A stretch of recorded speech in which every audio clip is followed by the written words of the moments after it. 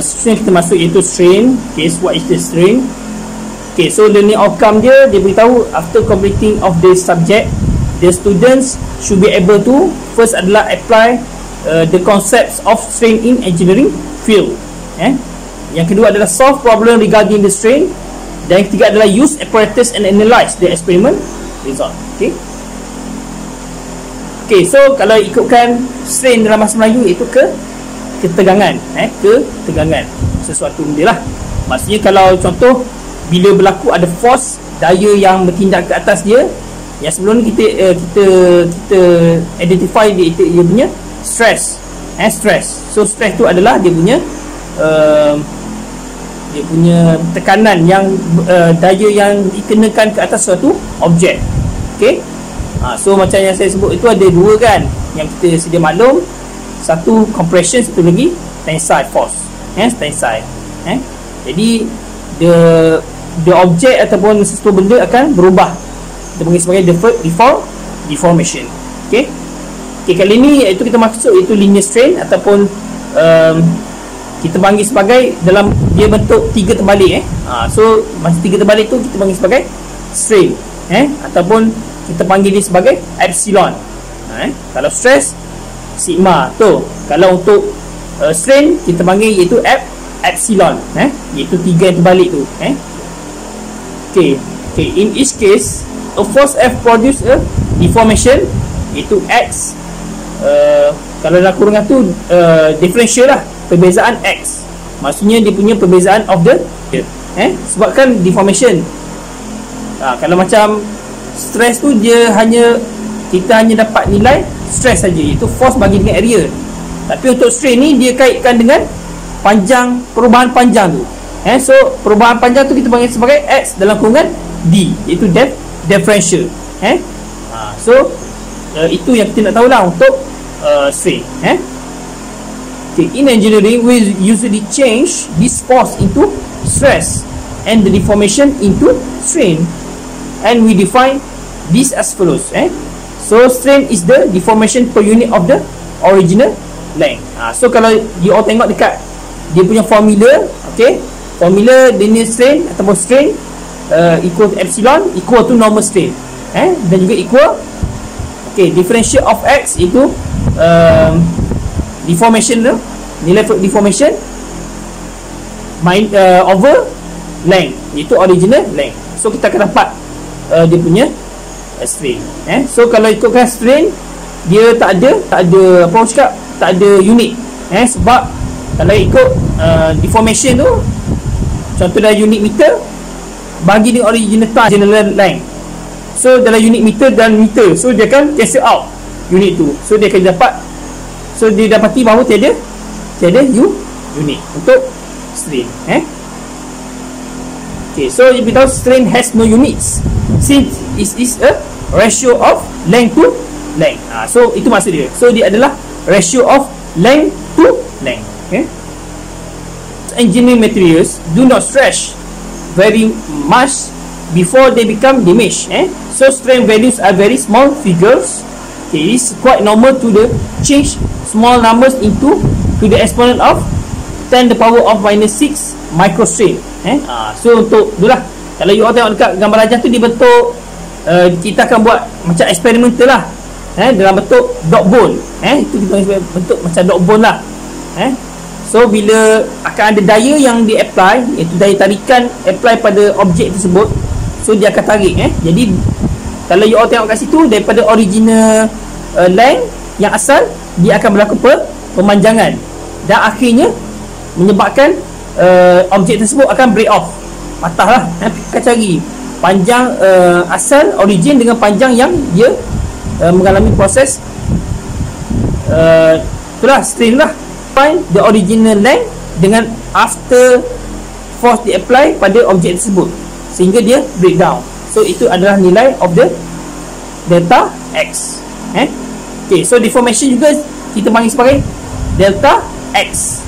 Delta X tu adalah perbezaan ataupun perubahan panjang, panjang daripada origin kepada yang final atau current. Itu example 1. Okay, Okay, kalau you all tengok sini beritahu a short post construct into a hollow circular tube of aluminium supports a compressive load of 250 kN. The inner and the outer diameters of the tube area, so dia beritahu diameter luar dan dalam, okay, D1 equal to 4 mm and D2 equal to 4.5 mm, okay, respectively, and its length is 100 mm. So they beritahu the shortening of the post due to load is measured as 0.012 mm. So maksudnya shortening of the post ni dia berlaku, nilai dia punya delta X. Okay, determine the compressive stress and strain in the post. Disregard the weight of the post itself and assume that the post does not buckle under load. Okay, so dia beritahu dia ada 250 Newton. Okay, dia beritahu yang bentuk ni kita panggil sebagai hollow circular tube of aluminium. Okay, support a compressive load. Ada compressive load yang sebanyak 250 kN yang apply ke atas dirinya, ke atas aluminium silinder tu lah, hollow circular tu lah, aluminium support tu. Okay, jadi ada load yang di atas dia 250 Newton. So itu kita panggil compression ke ataupun tensile. Mesti compression kan, sebab dia compress, dia menolak kan, dia macam tu. Okay, so kita panggil sebagai compression. Okay, compression load. Okay, so jadi kita kena tahu, dia nak tahu nilai stress dan juga strain of the post. Tahu untuk, okay, so daripada nilai yang soalan tu, okay, so dia punya nilai original length adalah 100 mm. So itu adalah original length. So dia punya nilai deformation ataupun delta X adalah 0.012 mm. Jadi untuk first kena cari dia punya area of the cylinder lah, pi r square atau pi j square 2. So 3.142 untuk D1 tadi yang inner, dan outer adalah 4.5 mm. Okay, so kita akan masuk dekat dalam nilai dia. So untuk dapatkan radius dia, so just divide by 2. Divide by 2. So masuk dalam formula A1 equal to pi r square.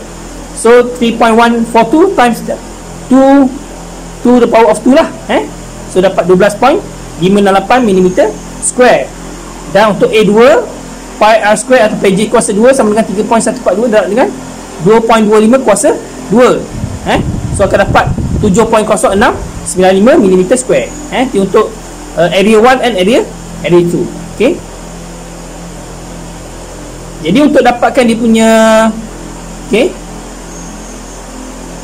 so masuk area 1 area 2 dulu. Okay, perubahan berlaku lah pada diameter tu. Okay, so kita tahu area dia lah, area of the shortening tu. Jadi untuk dapatkan tu kena area 1 minus area 2. Okay, so kita akan dapat 12.568 tolak dengan 7.0695. So kita akan dapat 5.94 iaitu 5.4985 mm square. Okay, so kita akan masuk dalam unit, dalam formula stress. Okay, so stress ataupun sigma equal to P over A. So force yang di-apply 290 kN untuk compression stress. Okay, so compression stress sama dengan sigma, so P over A. So 250 kN over 5.4985 mm square. So you akan dapat 45.47 kN over mm square. Okay, itu untuk stress. And then for the strain, so as strain equal to epsilon, so deformation over L. Okay, so 0.012 mm over 100 mm. So you akan dapat 0.0012 mm over millimeter or no unit lah, untuk compression strain. Okay, so iaitu, okay, seterusnya kita masuk iaitu Hooke's law. Okay, Okay, so untuk Hooke's law dia beritahu elastic materials always spring back into shape when released. They also obey Hooke's law.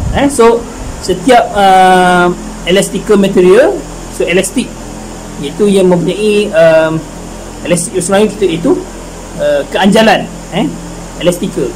Okay, macam getah lah, elastic. So dia boleh macam getah kita ambil boleh regang kan.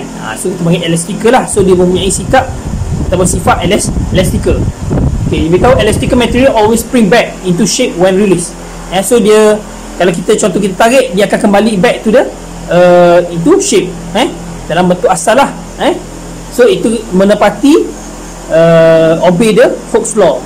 So dia menepati Hooke's law. Okay, this is the law of the spring, which states that the deformation is directly proportional to the force. Okay, so deformation directly proportional, berkaitan langsung dengan force.